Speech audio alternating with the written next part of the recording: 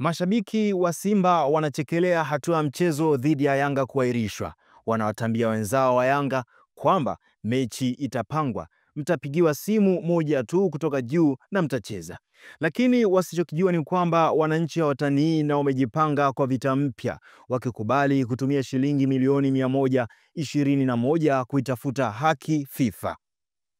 Unaposoma taarifa hii, tambua kwamba Yanga imeshaweka kila kitu sawa kufungua kesi rasmi katika mahakama ya kimataifa ya usuluhishi wa masuala ya michezo CAS, huku wakitenga mamilioni hayo. Kufungua tu kesi CAS inahitajika uwe umeweka kiasi cha dola 46,000 sawa na shilingi milioni 121 za Kitanzania, ambazo tajiri wa Yanga ameshaziingiza kwenye akaunti za Yanga zitumwe haraka ili wapiganie heshima wanayoidai.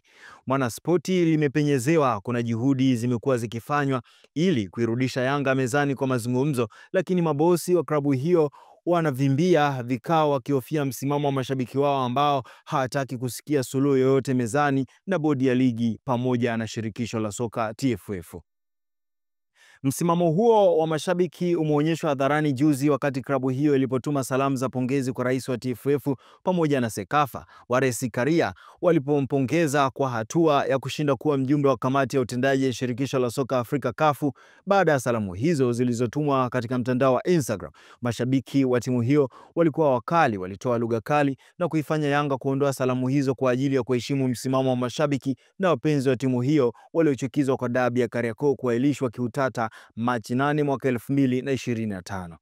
Ingawa Yanga haitaki kulizungumzia hilo hadharani, lakini Mwanaspoti linafahamu jopo la wanasheria 9 limeshajiandaa kwa uwasilishwaji wa shauri hilo. Hatua ya Yanga kufungua kesi ni kufuatia bodi ya ligi Tanzania TPLB na shirikisho la soka Tanzania TFF kutotoa majibu ya barua ya klabu hiyo iliyotoa masaa 72 ambayo yalifikia tamati jana mchana.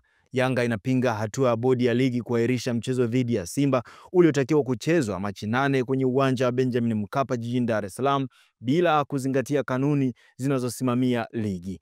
Hakuna kiongozi wa bodi wala TFF waliopatikana kuelezea juu ya masharti ya barua ya Yanga, ingawa Mwanaspoti linafahamu barua hiyo ilishatua mezani kwa mtendaji mkuu wa bodi Almasi Kasongo.